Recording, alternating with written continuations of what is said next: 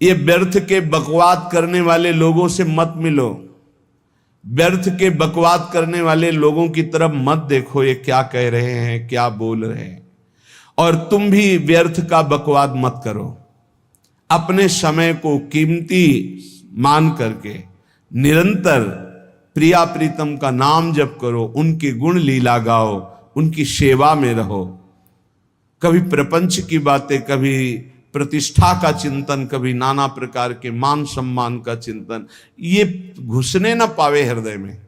बहुत सावधान रहना चाहिए साधक को। ऐसी बातें देखो मत, ऐसी बातें सुनो मत जिससे तुम्हारा हृदय उद्विग्न होकर प्रभु का चिंतन छोड़ दे। बंद करो अभी।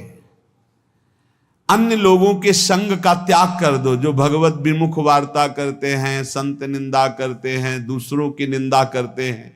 कुछ हाथ नहीं लगता, ये लोग दुर्गति को प्राप्त होने वाले हैं। भक्तन निंदा अति बुरी भूल करे जिन कोय, किए सुकृत बहु जन्म के छिन में दारे खोए। पर निंदा के किए ते नहीं, आवत नहीं कछुआत, मूर्ख पर्वत पाप को ले चल अपने साथ। तो अलम कश्यापि संगत्या, ऐसा संग मत करो जिनके पास बैठने से भक्त निंदा, जन निंदा, भगवत निंदा हो। ऐसे से दूर रहो। अलम बंद कर दो ऐसे लोगों का संग। रात दिन हम श्यामा श्याम का नाम जप करेंगे, श्यामा श्याम के लीला गुण गाएंगे, श्यामा श्याम के ही धाम का शोभा का चिंतन करेंगे। जब तुम अपना जीवन श्यामा श्याम के चरणों में न्यौछावर कर दोगे तो पूरा भार श्यामा श्याम ले लेंगे और तुम्हारे हृदय में मस्ती आ जाएगी। जो ऐसा निश्चयी होता है, दृढ़ निश्चयी, उसके अंदर दृढ़ विश्वास, तो उसके हर समय भगवान की स्फूर्ति होती रहती है। भारी प्रतिकूलता में भी भगवान का सानिध्य अनुभव होता है। वो अनुकूलता में तो भगवान के दुलार को देखता है, लेकिन प्रतिकूलता में भगवान की विशेष कृपा को देखता है। ये संयोग, ये वियोग, संसार की ये द्वंद्वमयी वृत्तियां भक्तों के हृदय में नहीं चुभती। आए की हुज्जत नहीं, गए की तलाश नहीं, क्योंकि नित्य संयोग भगवत स्मृति के प्रभाव से प्रभु का रहता है। शोक, विषाद बहुत ध्यान देने योग्य विषय है। तभी लोगों को ऐसा लगता है कि ऐसा कैसे हो सकता है। भक्त के चरित्रों को जब सुनते तो लगता है ऐसा कैसे हो सकता है, ऐसी परिस्थिति में भी ऐसा कैसे हो सकता है। क्योंकि तुम मानसिक बुद्धि से युक्त हो और वो भागवतिक स्थिति से युक्त है, इसलिए तुम उसको पार पा ही नहीं सकते। जब तुम अपना जीवन श्यामा श्याम के चरणों में समर्पित कर देते हो हृदय से, फिर उनकी कृपा से सब विघ्न दूर हो जाते, एक अपार मस्ती रहती है। नहीं तो शोक, विषाद, दुख, क्लेश, कष्ट, संताप, भय, उद्वेग, ये सदैव सताते रहते हैं। इसी से डिप्रेशन होता है। बार बार नकारात्मक चिंतन, शोक, विषाद, दुख, चिंता, क्लेश, संताप, भय, उद्वेग, यही पूरे मानसिक स्तर को नष्ट कर देते हैं। उत्साहहीन जीवन हो जाता है। जब तुम श्यामा श्याम को समर्पित हो जाते हो तो ये सब प्रवेश भी नहीं करते, एक अपार मस्ती बनी रहती है। अब क्या होगा? श्यामा श्याम जो करेंगे वही होगा। श्यामा श्याम पता नहीं कैसा करें, नहीं, वो सदैव मंगल भवन है, वो जो करते महामंगल होता है। यह निश्चय उपासक के हृदय में आ जाना चाहिए। इसलिए अपना सारा मन, सारी बुद्धि, सारा जीवन, प्रत्येक श्वास प्रभु को अर्पण कर दो। फिर देखो तुम निहाल हो जाओगे। दुख, शोक, विषाद, क्लेश, कष्ट, संताप, भय, उद्वेग, ये उसी को व्यापते हैं जिसने अपने जीवन को प्रभु के चरणों में अर्पित नहीं किया। इसलिए तुम अपना सारा मन सारी बुद्धि, सारा जीवन, प्रत्येक श्वास केवल प्रभु को अर्पित कर दो, फिर देख लेना श्वास कैसे अर्पित की जाती, राधा राधा राधा। बुद्धि कैसे अर्पित की जाती, एकमात्र निश्चय कि भगवत सुख ही सुख है, ये जागतिक सुख सुख नहीं, ये दुख है, ये ऐसा दलदल है जिससे आज तक कोई नहीं निकल पाया। सारा मन, हम मन से केवल प्रभु का मनन करें, बार बार मन को संसार से हटा के नाम में, रूप में, लीला में, धाम में लगाएं। बहुत प्रसन्नता हो जाती है उस उपासक के हृदय में जो अपना मन बुद्धि प्रभु के चरणों में अर्पित कर देता। भगवान ने तो इसको बहुत उत्तम स्थिति बताया है कि मेरे से कभी वो अलग हो ही नहीं सकता यदि मन बुद्धि अर्पित कर दिया। मय्येव मन आधत्स्व मयि बुद्धिम निवेशय, तो निवश्य मय्येव अत ऊर्ध्वं न संशया, बिल्कुल संशय नहीं, वो मेरे में ही निवास करेगा जिसने मन और बुद्धि अपनी मेरे में अर्पित कर दी। बहुत प्रसन्नता रहेगी उस उपासक के जीवन में जो अपने आप को मन बुद्धि सहित प्रभु के चरणों में समर्पित कर दिया है। भगवान का आश्रय लेने वाले की पहचान है हर परिस्थिति में प्रसन्न रहना। देखो आप भगवद आश्रित हो कि नहीं, देखो अनुकूल परिस्थिति में तो सब प्रसन्न रहना, लेकिन प्रतिकूल परिस्थिति में प्रसन्न रहना ये भगवान के भक्तों का लक्षण है। हर परिस्थिति में प्रसन्न रहना ये भगवान के भक्तों का लक्षण है। आनंदगन भगवान का आश्रय मिलते ही आनंद छा जाता है हृदय में। उनके पास आनंद का अभाव होता ही नहीं है। जैसे सूर्य का प्रकाश उदय होते ही सूर्य का प्रकाश संपूर्ण अंधकार को नष्ट कर देता है, ऐसे ही भगवान का संपूर्ण आश्रय लेते ही सब दुख चिंता शोक नष्ट हो जाते, आनंद ही आनंद। तुम भगवान के मंगलमय रूप को नहीं जानते हो, पर उनके मंगलमय भाव को, विधान को मानना शुरू कर दो। जो भी होता है मंगलमय होता है। हमने जीवन में देखा है, अगर इधर कोई बहुत बड़ा सुख दिया तो देर नहीं लगेगी, 24 घंटे नहीं व्यतीत होंगे और ऐसे दुख दे देंगे, जिससे दोनों का समान भाव रख करके ना दुख में तुम भूलो प्रभु को, ना सुख में फूलो, सीधे भगवत मार्ग में चल। पूरे जीवन की बात देखा है, भगवान के मंगल विधान में सदा सर्वदा सुख ही सुख है, इस बात को मान के प्रसन्न हो जाओ। जब भगवान का भजन करने वाले की तन्मयता बढ़ती है भजन में,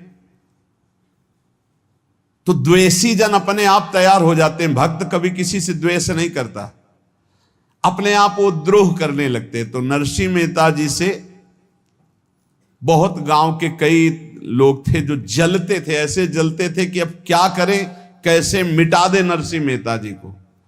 अब उपाय तो मिल नहीं रहा था। तो एक दिन संतों की मंडली आई और उन्होंने कहा कि हम रास्ते में कोई चोर आदि धन ना ले ले, इसलिए यहां से किसी की हुंडी चलती है क्या द्वारिका में? पहले ऐसा था।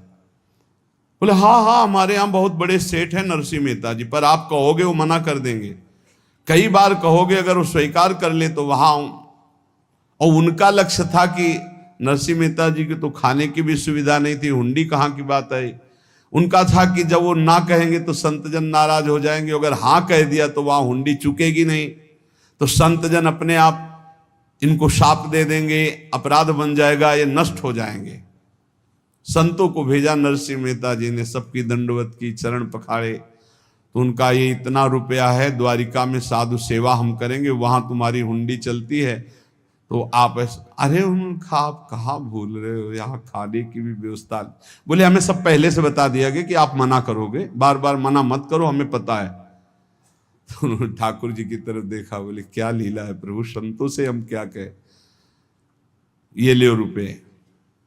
उस समय स्वर्ण की मोहरें चलती थी, बेच के बाजार से खूब उन संतों को पवाया, उन्हीं संतों की सेवा की। और उनका अपने सेठ का नाम तो बताओ जहां हमें जाके हुंडी मिलेगी। सेठ, सावल शाह सेठ। संत जन गए वहां, पूछा कि नरसिंह मेहता जी का जिन सेठ से परिचय, उनका नाम सावल शाह सेठ, उनकी गद्दी कहाँ है? तो जो कुछ भक्त थे वो द्वारिकाधीश की तरफ संकेत करते कि वही हैं। बोले नहीं नहीं, वो सेठ है, उनकी गद्दी चलती थी। पूरी बाजार में कहीं कोई। अब संत जन एकांत में होकर के बहुत विचलित हुए, क्या हमारे साथ धोखा हुआ? नरसिंह मेहता जैसा संत क्या धोखेबाज हो सकता है? देखो, संशय तो बहुत विचित्र होता है। बड़े बड़ों को संशय हो जाता है। जब भगवती सती जी को संशय हो गया, राम जी को, हे खग हे मृग हे मधुकर श्रेणी, ऐसा पूछते हुए कि सच्चिदानंद कैसे हो सकते, तो किसी को हो सकता है, क्योंकि वो बुद्धि की अधिष्ठात्री देवी है। जो ही उनके मन में ऐसा आया कि क्या हमारे साथ धोखा हो रहा है, इतने में ही देखा, जय हो सावल शाह सेठ की। होगा सावल शाह सेठ, तो देखा बढ़िया मुनीम जी उनके साथ, और सेठ बस्ता लिए हुए मुनीम जी, सरकार इधर से चलो। तो उनका सावल शाह सेठ आपका नाम है? संतों ने कहा। बोले हाँ। बोले नरसिंह जी? हाँ। बोले आपकी हुंडी आ गई है। हुंडी एक कागज में लिखा कि ये हमारे सेठ जी को दे देना। वैसे लोग मुझे माखन चोर कहते, कोई कुछ कहता, लेकिन आपने सेठ बना दिया। जब आपने सेठ बना ही दिया तो आप कभी परवाह मत करना तुम। और ये सेवक आपकी सेवा में सदैव तत्पर है। भगवान ने ऐसा लिखा। जो भगवद आश्रित है, एक बार ये चलता रहता है, जो संत जन होते हैं उनके विरोधी अपने आप बन जाते हैं, किसी से कोई मतलब नहीं, अपने आप विरोधी बन जाते हैं। कबीरदास जी का पूरी काशी में यश था। भजन करने वाले महापुरुषों का यश बढ़ता है जब, तो जो भजनहीन होते हैं उनके हृदय में जलन पैदा हो जाती है, और वो उनको विविध प्रकार से फंसाना चाहते हैं, उनको कष्ट देना चाहते हैं।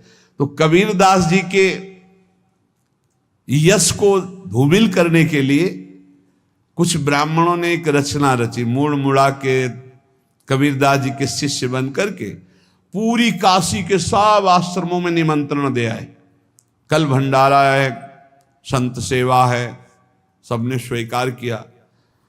कबीरदास जी अपनी दिनचर्या करके निकले तो संत मंडली आने लगी। बोले कै बजे सेवा है? साधु सेवा।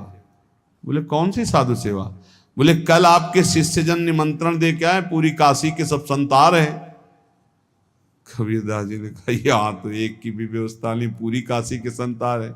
अच्छा, समझ में आ रहा है, लीला बिहारी तुम लीला करना चाहते हो। गए अपना निकल गए गंगा किनारे, एक झाऊ के नीचे बैठकर अपना भजन ध्यान में मगन है। 11-12 बजे तो उन्होंने देखा संतों की मंडली, अब काशी तो बहुत। कबीरदास जी ने देखा कि आश्रम की, तो बोले पता नहीं क्या होगा, चलो चलते हैं। तो ऐसे गमछा वस्त्र करके ऐसे डालकर मुंह ढक करके, वहां बड़ी बड़ी पंगत लगी थी। कबीरदास जी सबको पाओ जी पाओ। कबीरदास जी के रूप में स्वयं भगवान पाओ जी। कबीरदास जी ने कहा अच्छा, जब स्वामी परस रहे तो हम भी बैठ के पा ले। तो जब उसी पंगत में बैठ गए अपना कपड़ा ढक करके, और जब मोहरे की दक्षिणा दे रहे थे सब लोग कि वाह कबीरदास जी ने आज तो साधु से। सबको जब कबीरदास जी के सामने आए तो ऐसे मुंह ढके, बोले देखो जो मेरा होता है उसे मुंह छुपाना नहीं पड़ता, मुंह ढकला नहीं पड़ता। लो दक्षिणा, तुम भी दक्षिणा ले। कबीरदास जी को कबीरदास जी दक्षिणा दे रहे, और वो कबीरदास जी है भगवान, और ये पाले वाले कबीरदास जी है भगवान के जन। कभी भगवान अपने, अरे जमाने जोर लगा ले, कितना जोर लगाएगा, भक्त और भगवान का झंडा कभी न झुकने पाएगा। बिल्कुल चिंता, शोक, भय, उद्वेग रहित जीवन भगवद आश्रित। तुम भगवान के मंगल विधान में सदा सर्वदा प्रसन्न रहो। अब ये विचार कर लो कि भगवान जो करेंगे तुम्हारा मंगल करेंगे। अब थोड़ा ऐसा बीच में लगता है कि अमंगल हो रहा है क्या, लेकिन पक्का समझो बहुत बड़ा मंगल उनका विधान होता है। बहुत ही उत्तम मंगल होता है भगवान के शरणागत का। भगवान हमारे विचारों वाले नहीं हैं, हमारे विचार प्राकृतिक है, भगवान के विचार चिदानंदमय हैं। वो अपने विचार से हमारा मंगल करते हो, हम अपने विचार से मंगल चाहते हैं। भगवान के विचार से मंगल ही हमारा होगा, इसलिए कभी हमको चिंता शोक भय नहीं करना चाहिए। भगवान की ओर से कभी तुम्हारे लिए ऐसा विधान नहीं होगा कि तुम दुखी हो जाओ, बस तुम्हारी सोच हो सकती है, उसका परिणाम बहुत मंगल होगा। जगत की ओर से निराश हो जाओ, किसी से आशा मत रखो, फिर आप देखो आपका जीवन कैसा आनंदमय व्यतीत होता है। ये जो जगत की आशा है यही दुख प्रदान करती, सच्ची जगत की आशा ही दुख प्रदान करती है। अगर जगत से कोई संबंध न रखा जाए और भगवत भाव में रहकर तो बहुत अच्छा जीवन चलेगा। अपने कर्तव्य का पालन करो, परिवार को भगवत स्वरूप मानकर पोषण करो, किसी से कोई संबंध मत रखो, कोई आशा मत रखो, यही अध्यात्म सिखाता है। अपने आप भगवत स्वरूप, सबका व्यवहार मंगलमय और आपका जीवन मंगलमय। अपने घर में ऐसे रहो जैसे किसी अतिथि के घर में रह जाता है, चलना है, यहां से जाना है। कौन रहता है अपने घर में अतिथि की भांति? भगवान का भक्त। जाना है यहां से, अपनी प्रिया प्रीतम के पास जाना। ये हमारा घर नहीं है, यहां तो हम समय व्यतीत कर रहे हैं, अपनी आयु व्यतीत कर रहे हैं भगवत आराधना करते हुए। हमें जाना है प्रिया प्रीतम के पास। वास्तविक घर भगवान का धाम है हमारा, वास्तविक घर वाले प्रभु हैं हमारे, जो नित्य सच्चिदानंद भगवान के चरणों में अपने चित्त को समर्पित करता रहता है। उसको यह अनुभव होने लगता है कि बड़ी कृपा है हमारे ऊपर, भगवान की बड़ी कृपा है हमारे ऊपर। सर्वसमर्थ परम सुहृद भगवान ऐसे भक्त के ऊपर हर समय वरद हस्त रखे रहते हैं। ये केवल प्रवचन नहीं, सच्ची बात मानिए। ऐसे भगवान का वरद हस्त हर समय रहता है। जब भगवान की छत्र छाया में भक्त अपने को देखता है तो आसपास घोर विपत्तियों का भी समुदाय हो तो भी वो आनंद में मगन रहता है। हर हालत में आनंदित रहना ये भक्त का स्वभाव है। भगवान ऐसे भक्तों को प्यार करते हैं जैसे कछुआ अपने अंडे को बाहर रख आवे और रात दिन उसका चिंतन करे। जब भक्त भगवान को समर्पित होता है तो भगवान रात दिन उसकी ऐसे चिंतन सुरक्षा करते हैं। अभय, ये दैवी संपदा का पहला गुण है। ये भगवान के शरणागत पर जागृत हो जाता है, वो भयभीत नहीं होता, किसी भी उससे भयभीत नहीं होता। यही डरप हरिवंश हित, जिनो भ्रमय गुण सलिल पर। इस डर से डरते रहना चाहिए कहीं गुण रूपी पानी में फिसल न जाए, नहीं तो गलती हो सकती है। साधक सावधान रहे। ये अभय दैवी संपदा का सबसे बड़ा गुण है। जो भयहारी भगवान की शरण में आ जाता है तो उसके अंदर ये अभय प्रकट हो जाता है। अगर कहीं तुम्हें एकांत में भय लग रहा है, एक आदमी तो एकांतिक में आए थे, वो कह रहे थे कि हमें हर समय भय लगा रहता कि कोई हमारे पीछे है, अंधेरा तो लगता कोई खड़ा है, मैं जीना मुश्किल हो गया, ऐसा भय। देखो ये मन कैसा है, भगवान से विमुख होने पर कैसे डरवाता है। वो कह रहे हैं हर समय मुझे डर लगा रहता है, कोई सामने खड़ा है, कोई पीछे खड़ा है, ऐसा भय लगने लगता है। और जब भगवान की शरण में आ जाते हैं तो ये अभय स्थिति हृदय में जागृत हो जाती है। कोई भी भय आसपास आ ही नहीं सकता, यहां तक कि नरक का भी भय खत्म हो जाता है जो भगवान की शरण में है। महापापी भी पुण्यात्मा महान भक्तों के समान वो उत्तम गति को प्राप्त हो जाता है जो भगवान की शरण में हो जाता है। पर ये जो भोगों का आश्रय लिए हुए हैं, मनमानी आचरण कर रहे हैं, ये कभी उस अभय को जान ही नहीं सकते कोई अभय पद है क्या। इनको तो कदम कदम पर शोक, भय, और दुख की प्राप्ति होगी। कोई बचा नहीं सकता जो भोगों में लगे हैं, मनमानी आचरण कर रहे हैं। अगर निर्भय होना चाहते हो, परम सुखी होना चाहते हो, तो भगवान के शरणागत हो जाओ। सारे जगत को अभय दान देने वाले भगवान हैं। भगवान का एक प्रण है, मम पन शरणागत भयहारी। जो मेरी शरण में आ गया उसके भय का मैं नाश कर देता हूं। साधना में अवस्था मन की मानी जाती है कि आप कितने अच्छे साधक हैं। यदि आपका मन भगवदाकार है, हर समय भगवत चिंतन चल रहा है, आपके स्वप्न भागवती का रहे हैं, आपके विचार भागवतिक हैं, तो आपकी अच्छी साधना हो रही है। और यदि आपके स्वप्न गंदे आ रहे हैं, क्योंकि स्वप्न में मन का ही सारा खेल होता है, और आपकी चिंतन वृत्ति वासनात्मक चल रही, तो अभी साधना का प्रभाव मन पे नहीं पड़ा है। जिसका मन हर समय भगवत चिंतन करता रहता है, वो जीते जी जीवन मुक्त हो जाता, अनुभव होता है। जैसे किसी ने कहा कि हमें कैसे पता चलेगा कि हमारा काम हो गया है, तो जैसे आप भोजन पा लेते हैं तो किसी दूसरे से गारंटी थोड़ी लेनी होती कि हम छक गए हैं क्या, आप जरा बताना हम छक गए हैं क्या। नहीं, अपने हृदय में आ जाता है कि अब मैं तृप्त हो गया। ऐसे ही अपने हृदय में आ जाता है कि मेरा काम हो गया, अब मेरा जन्म नहीं होगा। ये हृदय में आ जाता है, अपने आप अनुभव में आ जाता है। जब स्वरूप बोध होता है तो किसी और से सलाह थोड़ी लेनी होती है, वो अपने आप अनुभव में आ जाता है। हाँ, यदि गुरुदेव का वर्ण नहीं किया है तो फिर आपको किसी न किसी गुरु से प्रमाणित करवाना पड़ेगा। और अगर गुरुदेव का वर्ण किया है तो वही मंत्र, वही नाम, वही गुरु शरणागति आपको अंदर से पुष्ट कर देगी कि आपका काम हो गया है। विषय चिंतन करता हुआ मन विषय आसक्ति को प्राप्त होता है। विषय आसक्ति को प्राप्त हुआ मन बार बार जन्म मरण और नरक को प्राप्त होता है। बस ये विषय चिंतन हटाना ही प्रमुख कर्तव्य साधना का है। बार बार मन को विषयों से हटा करके प्रभु के नाम में लगाओ, प्रभु के रूप में लगाओ, प्रभु की लीला में लगाओ। जहां भगवान प्रकट होते हैं वहां परमानंद की बाढ़ आती है।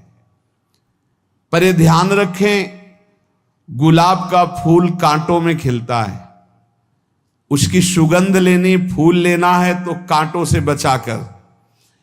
ऐसे ही जब आप भगवत चिंतन के लिए चलेंगे तो आपका चिंतन चुराने के लिए माया विविध नाटक करेगी, कांटे फैलाएगी।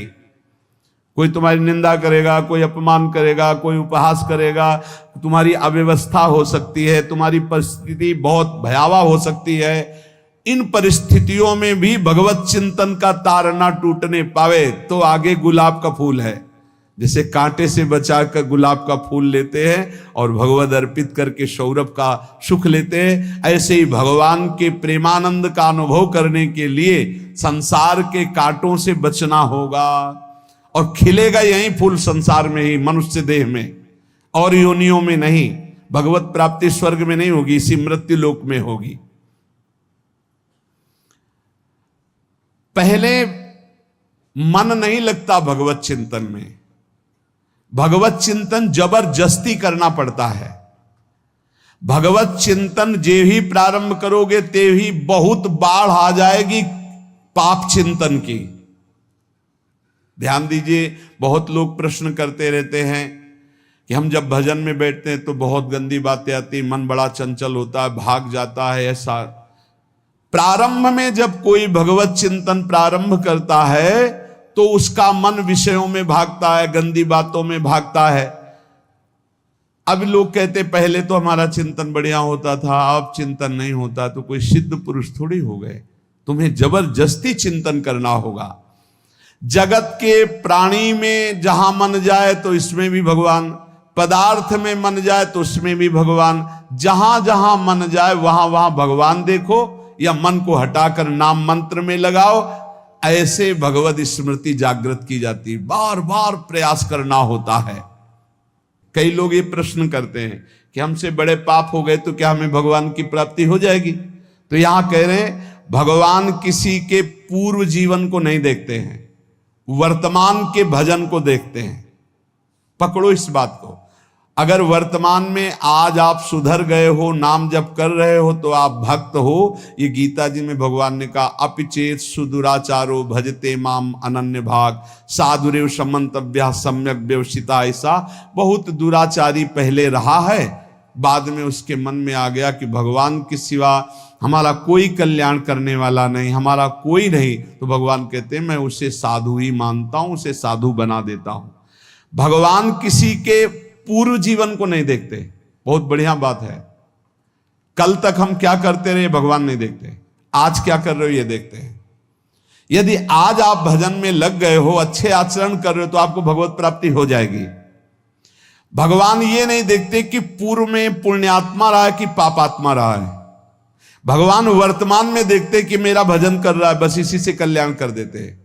पकड़ो इस बात को, तो कभी प्रश्न नहीं उठेगा कि क्या हमको भी भगवत प्राप्ति हो सकती है क्या। हमारा मन यदि श्री भगवान को चाहने लगे तो श्री भगवान हमारे मन में ही आकर बस जाएंगे। भगवान की रूप माधुरी में मन डूबने लगेगा। यथार्थ सत्य, जो भगवान से थोड़ा भी प्यार करने लगे हैं, उनके हृदय में भगवान की उनकी भावना के अनुसार झलक आने लगी है। हृदय में प्रभु के आते ही अनंत जन्मों के संस्कारों का नाश हो जाता है। इसलिए तुम अपने पहले वाले घृणित जीवन को याद भी मत करो और उसको सोचकर जरा निराश भी मत हो। अमावस्या में घोर अंधकार रहता है, पर प्रातः काल में अंधकार नष्ट हो जाता है। ऐसे ही नाम का उच्चारण करते ही तुम्हारे जितने पाप अंधकार हो सब नष्ट हो जाएंगे। तुम चाहो कि एक क्षण भी प्रभु को ना भूलो। अब वर्तमान में ऐसी स्थिति बनाओ। जो प्रभु को नहीं भूलने की चाह करता है कि मुझे ऐसी स्थिति प्राप्त हो कि मैं कभी प्रभु को ना भूलूं, तो सच्ची मानो और कोई बात भगवान सुने ना सुने, ये बात जल्दी सुन लेते हैं। भजन की मांग करो तो बहुत जल्दी भगवान पूर्ण करते हो। भजन जिसका चलने लगा तो फिर लोकांतर के सारी रिद्धियां सिद्धियां सुख वैभव तो उसके चरणों में लौटते हैं। जब हम प्रभु से प्रभु का स्मरण न मांगकर भोग मांगते हैं, तभी हमारा भजन रुक जाता है, भजन नहीं चल पाता। यदि हम प्रभु से केवल भजन मांगे तो विश्वास करो ब्याज में सब हो जाएगा। मूल भजन तो आपका बचेगा ही, ब्याज में लोकांतर के भोग आपके चरणों में लुटते घूमेंगे। आप भजन करके तो देखो। अरे घिघियाने की जरूरत नहीं, किसी से मांगने की जरूरत नहीं, भजन करके देखो, सब ठीक हो जाएगा, सब अपने आप बन जाएगा। हम बहुत बड़ी भूल कर देते हैं कि थोड़ा भजन करके प्रभु से कुछ सांसारिक वस्तुएं, स्थितियां, परिस्थितियां बदलने की मांग कर लेते हैं, जिससे भजन छूट जाता है। प्रभु की स्मृति इतनी महान है कि जिन्होंने बैर भाव से प्रभु का स्मरण किया उनको भगवान की प्राप्ति हो गई। जैसे कंस आदि भगवान से बैर ही तो रखते थे, लेकिन भगवान की स्मृति रहती थी। स्मृति ने उनको भगवत प्राप्ति करा दी। स्मृति में महान सुख है, पर वो जब भक्ति रस से युक्त स्मृति होती तब माधुर्य रस, प्रेम रस का अनुभव होता है। कल्याण तो वैर भाव से स्मरण करने वालों को भी प्राप्त हो गया। यदि आप भक्त हो और ये चाहते हो कि आपकी भागवती की स्थिति बहुत जोर की हो, तो हम आपसे प्रार्थना करते हैं कि रोज प्रभु से एक ही बात मांगिए, मुझे अखंड स्मृति दीजिए। अर्जुन जी को पूरी गीता जी सुनने के बाद यही मिला, नष्टो मोहा स्मृति लब्ध्वा। स्मृति, प्रभु आप हम पे ऐसी कृपा कर दो कि हमारे हृदय में किसी और व्यक्ति, वस्तु, स्थान की स्मृति न रह जाए, केवल आपकी स्मृति रह जाए। ये चाह भगवान बहुत जल्दी पूर्ण कर देते हैं यदि उपासक हृदय से ये बात मांगे। भगवान की कृपा से ही ऐसा हो सकता है कि अखंड स्मृति ये कर्म फल से नहीं मिलती है। प्रभु के प्रति निर्भर होकर जो दैन्यता पूर्वक प्रभु से मांगता है और हर समय अभ्यास करता रहता है भगवत स्मरण का, उसको ये स्मृति मिलती है। और स्मृति मिल गई तो इससे बड़ी कोई स्थिति नहीं, हर समय भगवान का स्मरण। प्रभु से मन प्रतिपल नया नया स्वाद लेकर के आसक्त होता रहता है, नवम नवम। प्रभु कभी बासी नहीं होते। जैसे किसी व्यक्ति को देखो तो देखते देखते मन हट जाएगा कि देख लिया, बहुत सुंदर है, ठीक है, लेकिन वो एक दिन मन हट जाएगा। और प्रभु की सुंदरता नवम नवम है, प्रभु के नाम का स्वाद नवम नवम है, प्रभु की लीला का स्वाद नवम नवम है, प्रभु के धाम की शोभा नवम नवम है। जैसे आचार्य महाप्रभु हरिवंश चंद्र जी कहते, नयो नेह नवरंग नयो रस नवल श्याम वृषभानु किशोरी, नव पीतांबर नवल चूनरी, नई नई बूंदन भींजत गोरी, नव वृंदावन हरित मनोहर, नव चातक बोलत मोर मोरी, नव मुरली जो मल्हार नई गति, सब कुछ नया। तो नवम नवम प्रभु प्रतिपल नवम नवम प्रभु का रूप, प्रियाजू का नवम नवम, अबहीं और अबहीं और अबहीं और है। तो कहते हैं जब मन निरंतर स्मृति में डूबता है तो जब प्रभु की रूप माधुरी प्रकाशित होती तो ऐसी नवम नवम कि कभी ये नहीं होता कि रूप बासी हो गया। ये वही रूप है जो हमने अभी देखा था, नवम नवम। इसलिए आनंद की उफान आती रहती है उपासक के हृदय में। ऐसी प्रियता, ऐसा आनंद बिना भजन के नहीं अनुभव में आएगा। इसलिए तुम विश्वास करो, तुम्हें बहुत सुंदर सुख मिलने वाला है, आगे अपार सुख मिलने वाला है। ये थोड़ा दुख का समय काट लो, जब तक जीवन है ये दुख सुख की लहर आती रहेगी, आप इसको सह जाओ, आगे बहुत आनंद है, विश्वास मान लीजिए, बहुत आनंद है। जो ये विश्वास कर लेता है वो प्रभु के मार्ग में चलकर प्रभु को प्राप्त कर लेता है। नहीं तो इतने रोड़े हैं कि आप ऊब जाओगे, बहुत रोड़े हैं। जो प्रभु के मार्ग में चलता है तो माया के बहुत से पार्षद अपना प्रभुत्व दिखाने उनके पास आते हैं, महिमा अपनी दिखाने, पर वो किसी वस्तु स्थिति अवस्था प्राणी पदार्थ का प्रभाव स्वीकार ही नहीं करता, क्योंकि भगवत स्मृति परायण है, भगवान की कृपा पर विश्वास है, इसलिए उसको कोई फंसा नहीं पाता। वो नित्य निरंतर प्रभु से घुला मिला रहने के कारण उसकी मस्ती में कोई फर्क नहीं पड़ता। माया का प्रभुत्व रखने वाले उसे फंसाने की चेष्टा करते हैं, पर उस पर किसी का असर नहीं होता। वो कहीं लिप्त नहीं होता, वो कहीं दुखी सुखी नहीं होता, वो हर समय प्रसन्न रहता है। तुम देखो, हर समय प्रसन्न रहते हो? यदि नहीं तो तुम किसी व्यक्ति वस्तु का आश्रय लिए हुए, प्रभु का नहीं। अगर हां तो हर समय प्रभु का स्मरण चलना चाहिए, हर समय प्रभु के आश्रित हो, फिर देखना ये आनंद, ये प्रसन्नता क्या रूप रखती है। बड़े बड़े मस्त संतों को देखा, मस्त ऐसे उन्माद में मस्त है, उस सुख के लिए ललचाओ। कब तक जन्मते मरते रहोगे, कब तक बार बार दुख भोगते रहोगे, कब बड़ा प्रपंच है ये। भगवान का स्मरण परम पुण्यात्मा पुरुष का हृदय माना जाता है, बहुत पवित्र हृदय, बड़ा पुण्यात्मा हृदय जिसमें भगवान का स्मरण। भगवान का विस्मरण पापात्मा पुरुष, भयानक विपत्ति दुर्भाग्य आते हो। सुदृढ़ निश्चय करो, अब हम भगवान के स्मरण में अपना समय व्यतीत करेंगे। मेहनत करो, कार्य करने के लिए कोई मना नहीं, आप नौकरी करो, किसानी करो, व्यापार करो, पर अंदर अंदर भगवत स्मृति, भगवत स्मृति ही सबसे बड़ी स्थिति है। अब चाहे हम जीवित रहें, चाहे हमारे मरण जैसी विपत्ति आ जाए, चाहे सब हमसे हट जाए, चाहे सब हमको नमन करें, अब हम दृढ़ निश्चय करके केवल भगवान के स्मरण करते हुए इस संसार के बीच समय व्यतीत करेंगे। अब हम चूकने वाले नहीं। ये नियम लीजिए, चाहे जीवन रहे या ना रहे, चाहे मरण जैसा कष्ट आ जाए, चाहे सब वियोग हो जाए, सब चले जाए, चाहे सब संयोग हो जाए, सब नमन करें, अब हम प्रभु का स्मरण नहीं छोड़ेंगे।